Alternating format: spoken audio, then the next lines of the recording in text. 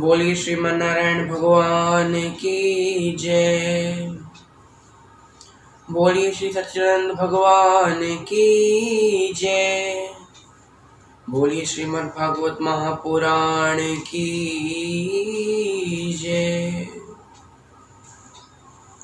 भक्तजनों, जिस प्रकार पिछले सत्र में हमने श्रीमद् भागवत के 6वें स्कंध की सारी कथाएं सुनी हैं, नारद ब्रह्मा संवाद, दक्ष नारद संवाद, रुद्रासुर की कथा, आज हम 7वें स्कंद में प्रवेश करने जा रहे हैं, जिसमें श्री भक्त प्रहलाद के चरित्रों का वर्णन किया गया है। यहाँ पर श्री सुखदेव मुनि महाराज जी से राजा परीक्षित कहते हैं कि महाराज, हमें भगवान के नरसिंह अवतार की कथा सुनाइए, हमें प्रहलाद चरित्र सुनना। सुखदेव मुनि महाराज जी कहते हैं ठीक है, सुनाने लगते हैं। कहते हैं कि जैसे राजन मैंने बताया कि हिरण्याक्ष दिति माता के 2 पुत्र हुए, हिरण्याक्ष और हिरण्यकश्यप, जिनमें से हिरण्याक्ष का वध भगवान ने वराह अवतार लेकर किया और हिरण्यकश्यप का नरसिंह अवतार लिया। राजा परीक्षित कहते हैं महाराज, भगवान के दर्शन करने के लिए तो बड़े बड़े तप करने पड़ते हैं, उनको देखने के लिए बड़े बड़े तप करने पड़ते हैं। इन राक्षसों की ऐसा क्या इन्होंने कभी किया होगा अपने पुनर्जन्म में कि भगवान दोनों भाइयों को भगवान का नहीं मोक्ष प्रदान किया, भगवान ने ही मुक्ति प्रदान की। सुखदेव मुनि महाराज जी कहते हैं राजन सुनिए, ये जो हिरण्याक्ष और हिरण्यकश्यप हैं, ये कभी भगवान के द्वारपाल जय और विजय हुआ करते थे। एक दिन सनकादिक मुनि श्री भगवान के दर्शन करने की इच्छा से वैकुंठ लोक आते हैं। वहां उन्हें एक नन्हे से बालक समझकर जय विजय उन्हें अंदर प्रवेश नहीं करने देते। यहाँ सनकादिक मुनि उन्हें श्राप देते हैं, तुमने राक्षसों जैसी हरकतें की है, इसलिए तुम राक्षस हो जाओगे और पृथ्वी पर विचरण करोगे। यहाँ जब जैसे ही वो नीचे गिरने लगे पृथ्वी पे, तभी भगवान ने उन्हें दर्शन दिया और कहा, तुम 3 जन्मों तक पृथ्वी पर राक्षस रूप में रहकर दोबारा हमारे धाम को आ जाओगे। तो 3 युग में वो दोनों रहे। सतयुग में उन्होंने दिति माता के गर्भ से हिरण्याक्ष और हिरण्यकश्यप का जन्म लिया। फिर भगवान ने उन्हें वराह अवतार और नरसिंह अवतार लेकर मारा। त्रेता युग में उन्होंने माता केकसी के गर्भ से रावण और कुंभकर्ण का अवतार लिया। राम अवतार लेकर भगवान ने उनका अंत किया। और द्वापर युग में जब भगवान श्री कृष्ण अवतार लिया, तब उन्होंने शिशुपाल और दंतवक्त्र नामक राक्षसों का अवतार लिया और भगवान ने उनका भी उद्धार किया। इस प्रकार जय विजय का भगवान ने उद्धार किया। यहाँ हम हिरण्याकश्यप की कथा जानते हैं। हिरण्याकश्यप दिति माता के पुत्र थे, अपने भाई का बदला लेना चाहते थे। भगवान विष्णु पर वो बहुत कुपित रहा करते थे, वो अपने भाई की मृत्यु का बदला लेना चाहते थे। उनका विवाह कयाधु नाम की एक कन्या से हुआ। अब भगवान से वही युद्ध करना है, तो भगवान से युद्ध करने के लिए क्या करना पड़ेगा? शक्तियां लानी पड़ेगी। शक्तियां कैसे आएंगी? तपस्या करना पड़ेगा। यहाँ हिरण्याकश्यप तपस्या करने के लिए जाता है। तपस्या करने बैठता ही है कि पेड़ में जहाँ वो बैठा हुआ था, जिस पेड़ के नीचे, उस पेड़ के ऊपर पता नहीं कहाँ से एक तोता उड़ के आया और जैसे ही उसने तपस्या लगानी शुरू की, वैसे तोता ने कहा नारायण नारायण नारायण। हिरण्याकश्यप ने कहा आज का दिन ही खराब, तपस्या करने बैठा है कि शत्रु का नाम आ गया। घर वापस आ जाते हैं। यहाँ कयाधु माता कहती है, अरे महाराज, आप तो तपस्या करने गए थे, इतनी जल्दी कैसे वापस आ गए? कहते हैं अरे वो मैं गया तो था, लेकिन जहाँ मैं तपस्या करने बैठा वहाँ एक तोता था, उसने कहा नारायण नारायण नारायण, इसलिए मैं वापस आ गया। कयाधु माता ने कहा, अरे आज पहली बार अपने शत्रु का नाम उन्होंने नारायण नारायण नारायण बोला, वरना हमेशा तो शत्रु है मेरा, विष्णु है, शत्रु है, ऐसा बोलते हैं। यहाँ कयाधु माता कहती है, अगर मैं उनसे 108 बार ये नाम बुलवा लूँ तो कुछ ना कुछ तो कल्याण हो ही जाएगा। और फिर भगवान की मर्जी वो क्या करते हैं। कयाधु माता ने दिन से लेकर रात तक 105 बार उनसे ये नाम बुलवा लिया, नारायण नारायण नारायण, बार बार यही कह के महाराज मुझे कुछ याद नहीं रहता, दोबारा बताइए आप क्यों वापस आ गए। यहाँ आधी रात को, अब रात को एकदम जैसे दूध लेकर आती हैं, कहती हैं दूर से ही, क्योंकि उनके पता है कि अब वो बहुत क्रोधित है, तो दूर से दरवाजे से कहती हैं, महाराज एक बार आखिरी बार पूछूंगी। बच्चे बहुत तंग करते ना, इसलिए दिमाग में आजकल चलता नहीं है मेरा। आप तपस्या करने गए थे, वापस क्यों आ गए? हिरण्याकश्यप बहुत कुपित है। क्या कहते हैं? अरे मुझे पता है, मैं गया था तपस्या करने, लेकिन जहां मैं तपस्या करने बैठा वहां एक तोता आया, उसने कहा नारायण नारायण नारायण। हो गए 108। यहाँ कयाधु माता ने कहा अब याद रहेगा। यहाँ हिरण्याकश्यप तपस्या करने दूसरे दिन जाते हैं। जब हिरण्याकश्यप तपस्या कर रहे थे उसी समय माता कयाधु गर्भवती थी, उनके गर्भ में श्री प्रहलाद भगवान थे। यहाँ पर जैसे ही हिरण्याकश्यप जाते हैं तपस्या करने, वैसे इंद्र सोचता है कि हिरण्याकश्यप हमारा शत्रु है और इसके पत्नी के गर्भ में हमारा शत्रु पल रहा, इसलिए इसकी पत्नी को अपहरण कर लेते हैं। तो कयाधु माता का अपहरण कर लिया इंद्र ने, अपने इंद्रलोक में रखा। यहाँ जैसे तैसे करके कयाधु माता इंद्र की कैद से बाहर आ जाती हैं और नारद जी के आश्रम में पहुंच जाती हैं। नारद जी उन्हें आश्रय देते हैं। यहाँ पर हम जो नारद जी हैं वो निरंतर भगवान विष्णु का ध्यान करते रहते हैं, नारायण नारायण नारायण, दिन भर भगवान विष्णु का ध्यान करते रहते हैं। वो जो गर्भ में जो बालक था प्रहलाद जी, उन्हें भी भगवान की भक्ति उत्पन्न हो गई। यहाँ हिरण्याकश्यप जी तपस्या करते हैं, तपस्या से श्री ब्रह्मा जी प्रसन्न होते हैं, कहते हैं वरदान मांगो। हिरण्याकश्यप कहता है मुझे अमरता का वरदान चाहिए। ब्रह्मा जी ने कहा वो वरदान मेरे पास नहीं, वो वरदान तो सिर्फ श्री हरि दे सकते हैं, श्रीमन नारायण दे सकते हैं, वो वरदान मेरे पास नहीं। हिरण्याकश्यप ने कहा तो फिर मुझे आपसे कुछ नहीं चाहिए, जाइए। यहाँ ब्रह्मा जी सोचा अरे यार, वैसे हमारे भक्तों की संख्या इतनी कम है, अगर एक दो लोगों को हम नाराज करते रहेंगे तो हो गया हमारा। तो यहाँ ब्रह्मा जी ने कहा अच्छा अमरता को छोड़ के तुम हमसे जो वरदान मांगोगे हम उसको देंगे। हिरण्याकश्यप ने कहा देखिए आपने मेरे मुख्य वरदान था उसको ठुकरा दिया, इसलिए अब मुझे आपसे 6 वरदान चाहिए। ब्रह्मा जी ने कहा बोलो। कहता है पहला वरदान, मैं ना नर से मरूं, न नारी से, न पशु से, न पक्षी से, यानी आपकी बनाई हुई किसी भी रचना से मेरा अंत ना हो। ब्रह्मा जी ने कहा तथास्तु। कहा मैं ना दिन में मरूं ना रात में। ब्रह्मा जी ने कहा तथास्तु। कहते हैं मैं ना घर में मरूं ना घर के बाहर मरूं, ना घर के अंदर मरूं ना घर के बाहर मरूं। ब्रह्मा जी ने कहा तथास्तु।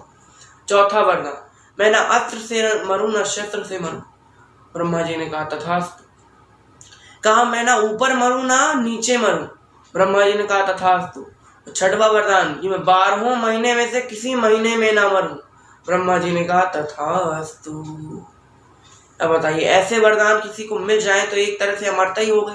जब कोई मार ही नहीं सकता, कभी मर ही नहीं सकता, वो एक तरह से अमर ही हो गया। लेकिन अभी आप देखिएगा हरि नारायण की कैसी लीला होती है। यहाँ हिरण्याकश्यप तपस्या करके वापस आते हैं। यहाँ जब पता चलता है कि कयाधु को इंद्र ने बंदी बनाया है, और जब कयाधु की खोज में निकलते हैं तब पता चलता है कि नारद जी के आश्रम में, नारद जी के आश्रम में जाकर कयाधु को लेकर आ जाते हैं। यहाँ प्रहलाद जी का जन्म होता है। अब यहाँ प्रहलाद जी को और उनके कई पुत्र थे, तो सबको यही सिखाया गया कि भगवान यानी हिरण्याकश्यप। अब इतनी बार ये बात बताई गई कि जो प्रहलाद जी को जो अंदर से जो श्रीमन नारायण की भक्ति थी, नारद जी द्वारा सुनाए गए जो चरित्र थे उनको भूलने लगे कि भाई हमने ऐसा भी कुछ सुना था। उन पर वो हावी होने लगा कि तुम्हारे पिता ही भगवान है, हिरण्याकश्यप ही भगवान है। यहाँ प्रहलाद जी का जीवन चरित्र दिखाया जाता है।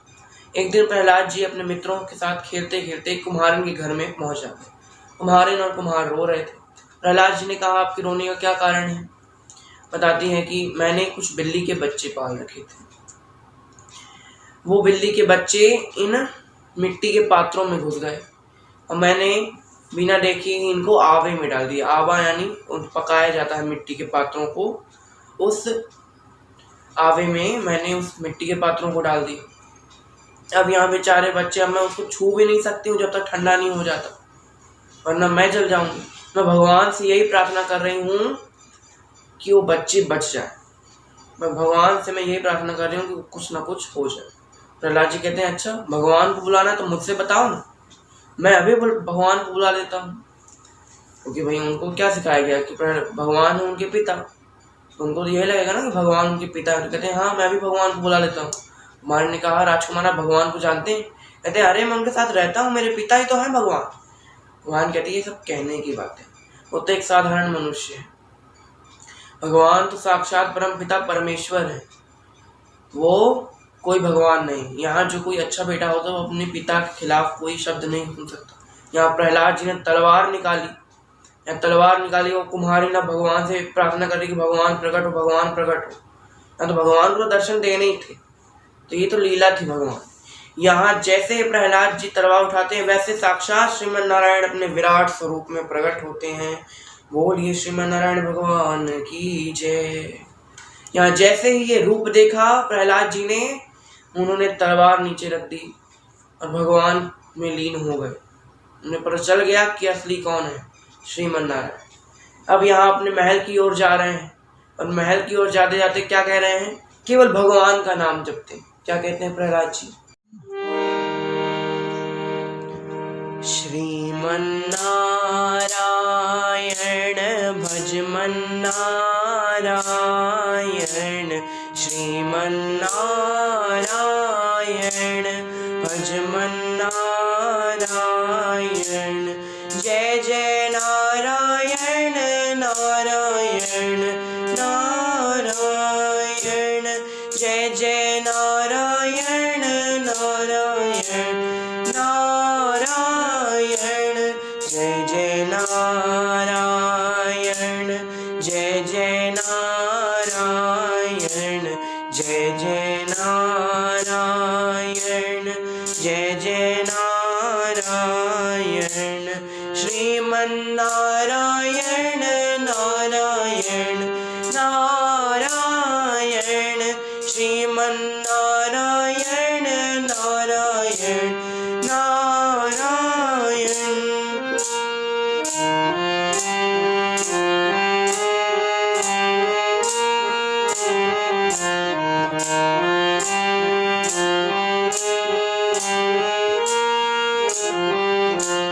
ब्रह्मा नारायण विष्णु नारायण, ब्रह्मा नारायण विष्णु नारायण, शिव नारायण नारायण नारायण, शिव नारायण नारायण नारायण। जय जय नारायण, जय जय नारायण, जय जय नारायण, जय जय नारायण। श्रीमन नारायण नारायण नारायण, श्रीमन नारायण नारायण नारायण।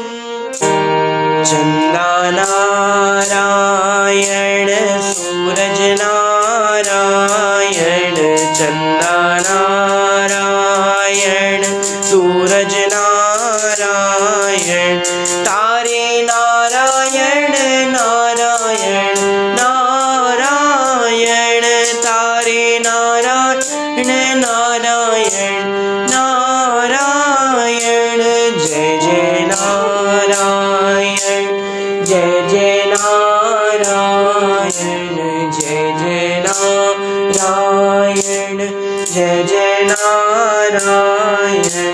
श्रीमन नारायण नारायण नारायण, श्रीमन नारायण नारायण नारायण। गंगा नारायण यमुना नारायण, गंगा नारायण यमुना नारायण, सरयू नारायण नारायण नारायण, सरयू नारायण नारायण नारायण। जय जय नारायण, जय जय नारायण, जय जय नारायण, जय जय नारायण। श्रीमन नारायण नारायण नारायण, श्रीमन नारायण नारायण नारायण। माता नारायण पिता नारायण, माता नारायण पिता नारायण, गुरु नारायण नारायण नारायण, गुरु नारायण नारायण नारायण, श्रीमन्नारायण जय जय नारायण, जय जय नारायण, जय जय नारायण, श्रीमन्नारायण नारायण नारायण, श्रीमन्नारायण नारायण नारायण, श्रीमन्नारायण भजमन्नारायण, श्रीमन्नारायण भजमन्नारायण, श्रीमन्नारायण भजमन्नारायण, श्रीमन्नारायण भजमन्नारायण, जय जय नारायण नारायण नारायण, जय जय नारायण नारायण नारायण, जय जय नारायण नारायण नारायण, जय जय नारायण नारायण नारायण, जय जय नारायण नारायण नारायण। इन भगवान का गीत गा रहे थे, प्रहलाद जी भजन गा रहे थे। ये स्वर हिरण्यकश्यप जी ने सुना। कहते हैं मेरे राज्य में मेरे शत्रु का नाम कौन ले रहा है? और चलता कि प्रहलाद जी ले रहे हैं। प्रहलाद जी को अपने पास बुलाते हैं, कहते हैं पुत्र भगवान वो नहीं, भगवान मैं हूँ। मैंने तुमको बताया ना भगवान हूँ मैं। प्रहलाद जी ने कहा नहीं, आप भगवान नहीं, भगवान तो साक्षात श्री हरि है। यहाँ गुरु जी को बुलाया गया, शुक्राचार्य जी को। कहते हैं गुरु जी जाइए, इसको आप सारी आसुरी विद्याएं सिखाइए, इसे ये सिखाइए कि मैं ही भगवान हूँ। यहाँ गुरु जी लेकर जाते हैं। अब यहाँ गुरु जी के गुरुकुल में बहुत सारे छात्र होते हैं, सभी छात्र बैठे हुए हैं, गुरु जी सामने बैठे हुए हैं। गुरु जी कहते हैं चलिए बोलिए सब लोग, ओम नमो हिरण्यकश्यपाय नमः। यहाँ प्रहलाद जी कहते हैं नहीं, बोलो ओम नमो नारायणाय नमः। कहते अरे नहीं नहीं, तुम यही बोलो ओम नमो हिरण्यकश्यपाय नमः। यहाँ जैसे ये गुरु जी ये सब कह रहे हैं कि बोलो ओम नमो हिरण्यकश्यपाय नमः, ओम नमो हिरण्यकश्यपाय नमः, तभी गुरु जी के पेट में बहुत तेज दर्द शुरू हो गया। यहाँ गुरु जी चिल्ला रहे हैं, रो रहे हैं। यहाँ वैद्य को बुलाया जाता है, फिर भी कुछ उपाय नहीं सूझ रहा है। यहाँ गुरु जी जोर जोर से चिल्ला रहे हैं ओम नमो हिरण्यकश्यपाय नमः, ओम नमो हिरण्यकश्यपाय नमः। प्रहलाद जी कहते हैं गुरु जी एक बार बोल दीजिए ओम नमो नारायणाय नमः, अगर फिर कुछ नहीं हुआ तो मैं आपके साथ कहूंगा कि ओम नमो हिरण्यकश्यपाय नमः। गुरु जी ने कहा चलो एक बार करके देखते हैं। गुरु जी ने कहा ओम नमो नारायणाय नमः। जैसे ही बोलते हैं वैसे ही सारा दर्द छूमंतर हो जाता है, पता नहीं चलता जैसे कुछ था भी। हिरण्यकश्यप ने जब प्रहलाद जी वापस आ गए गुरुकुल से, पूछा क्या सीखा? कहते नारायण की भक्ति। कहते अरे मैं तुमको आसुरी विद्या सिखाने को भेजा था। गुरुदेव जी से पूछते हैं कि आसुरी विद्या सिखाने को भेजा था ना? कहते अरे महाराज क्या बताएं। यहाँ गुरुदेव जी तो चुप है, कुछ नहीं बोला। यहाँ कहते हैं मुझे ऐसा पुत्र ही नहीं चाहिए जो मेरे शत्रु की प्रशंसा करता है। यहाँ कई सारे प्रयास करते हैं मारने के, यहाँ विष देकर मारने का प्रयास करते हैं, लेकिन फिर भी कुछ नहीं होता। वो विष उनके लिए अमृत बन जाता है। यहाँ पहाड़ से नीचे फेंकते हैं तो श्रीमन्नारायण साक्षात आकर अपने हाथ में उनको पकड़ लेते हैं। यहाँ पर खौलते हुए तेल में डाल देते हैं, वो खौलता हुआ तेल फूल बन जाते हैं और वो आग पानी हो जाती। नहीं मार पाते। क्यों नहीं मार पाते? क्योंकि जाको राखी साइया मार सके ना को। हिरण्यकश्यप कहता है मुझे किसी पर भरोसा नहीं रहा, अब मैं खुद इसका अंत कर दूंगा। यहाँ पर तलवार निकालते हैं कि बीच में माता कयाधु आ जाती है। कयाधु माता को वो घायल कर देते हैं, कयाधु माता का अंत हो जाता है। यहाँ हिरण्यकश्यप कहते हैं आज तेरी वजह से तेरी माता का अंत हुआ है, तेरी माता मृत्यु को प्राप्त हुई है। कहते नहीं पिताजी, माता मृत्यु को प्राप्त नहीं हुई, माता तो श्रीहरि की हो गई, माता श्रीहरि के धाम चली गई। यहाँ प्रहलाद जी नाचने लगते हैं और भगवान की स्तुति करते हैं। यहाँ हिरण्यकश्यप कहता है आखिरी बात पूछ रहा हूँ, बता दे कौन है भगवान, मैं कि तेरा श्रीहरि? कहते केवल श्रीहरि ही भगवान है, आप भगवान नहीं। हिरण्यकश्यप ने कहा अच्छा, मैं तो दिखाई देता हूँ, तेरा श्रीहरि तो दिखाई भी नहीं देता, बता कहाँ है तेरा श्रीहरि। कहते हैं पिताजी वो भगवान जो है वो हर जगह है, ऊपर है, नीचे है, आप में है, मुझ में है, जीव में है, निर्जीव में है। हिरण्यकश्यप कहता है अच्छा, निर्जीव में भी है तेरा श्रीहरि। प्रहलाद जी कहते हैं हाँ निर्जीव में भी है। कहते हैं अच्छा, तो इस खंबे में है तेरा श्रीहरि। प्रहलाद जी कहते हैं हाँ इस खंबे में भी श्रीहरि। यहाँ हिरण्यकश्यप क्रोधवश उस खंबे में अपनी गदा का प्रहार करते हैं। खंबे से साक्षात श्रीमन नारायण नरसिंह रूप में प्रकट होते हैं। बोलिए श्रीमन नारायण भगवान की जय, बोलिए श्री नरसिंह भगवान की जय। यहाँ नरसिंह भगवान और प्रहलाद जी के सामने नरसिंह भगवान और हिरण्यकश्यप जी के मध्य में बहुत भयंकर युद्ध होता है, बहुत घमासान युद्ध होता है। कभी तलवार से युद्ध हो रहा है, कभी गदा से युद्ध हो रहा है। यहाँ युद्ध के अंत में भगवान उसे अपनी गोद में बैठा लेते हैं। यहाँ मार नहीं जा रहे कि हिरण्यकश्यप कहता है रुको, मैंने तो ब्रह्मा जी से कई वरदान मांगे थे, तुम मुझे कैसे मार सकते हो। कहते हैं मैं उन सारे वरदानों के दायरे में रहकर तुझे मार रहा हूँ। तूने ब्रह्मा से क्या वरदान मांगा कि तू ब्रह्मा की बनाई हुई सृष्टि में किसी से न मरे। मैं ब्रह्मा की बनाई हुई सृष्टि में नहीं आता हूँ। ब्रह्मा ने ऐसी कोई रचना नहीं की जिसमें मुख सिंह का हो और शरीर पशु मनुष्य का हो। यहाँ पर कहते हैं अच्छा, मैंने तो यही वरदान मांगा कि मैं न दिन में मरूं न रात में मरूं। भगवान कहते हैं ये शाम का समय है, ये ना दिन है ना रात है। कहा अच्छा, मैंने तो ये वरदान मांगा था कि मैं ना घर के अंदर मरूं न घर के बाहर मरूं। कहते हैं इसलिए तो मैं तुझे घर की डहरी में मार रहा हूँ, घर की दहलीज में तेरे अंत कर रहा हूँ, ना तू घर के अंदर है ना घर के बाहर। हिरण्यकश्यप ने कहा मैं ना धरती में मरूं ना आकाश में मरूं, कैसे मार रहे हो मुझे। कहते हैं तू मेरी गोद में बैठा हुआ, ये ना धरती है ना आकाश। हिरण्यकश्यप कहता है अच्छा, मुझे ये भी वरदान मिला है कि ना कोई मुझे अस्त्र से मार सके ना शस्त्र से। भगवान ने कहा ये मेरे नाखून है, मैं इनकी सहायता से तुम्हें मार रहा हूँ, ये ना अस्त्र है ना शस्त्र है। हिरण्यकश्यप ने कहा मैंने तो यही वरदान मांगा है कि मैं वर्ष के 12 महीनों में ना मरूं। भगवान ने कहा ये 13वां महीना पुरुषोत्तम का महीना तेरे लिए बनाया गया मूर्ख। तो इस प्रकार सारे वरदानों के दायरे में रहते हुए भगवान ने उस पापी राक्षस का अंत कर दिया। अपनी जंघा में बिठाकर अपने नाखूनों से उस राक्षस का अंत कर दिया। यहाँ पर भगवान तो अति क्रोधित है। यहाँ पर देवता कहते हैं प्रहलाद जी से जाओ प्रहलाद, भगवान भक्त पर कभी क्रोधित नहीं हो सकते, तुम जाओ उन्हें शांत करो। प्रहलाद जी भगवान को शांत करते हैं। यहाँ इस चरित्र को देखकर देवता और मनुष्य आदि सभी प्रसन्न होते हैं, भगवान की बहुत सुंदर स्तुति करते हैं। तो यहाँ पर आज हमारा जो प्रहलाद चरित्र है वो समाप्त होता है। आज के लिए बस इतना ही। धन्यवाद। जय श्री श्री भागवत भगवान की है आरती, पापियों को पाप से है तारती।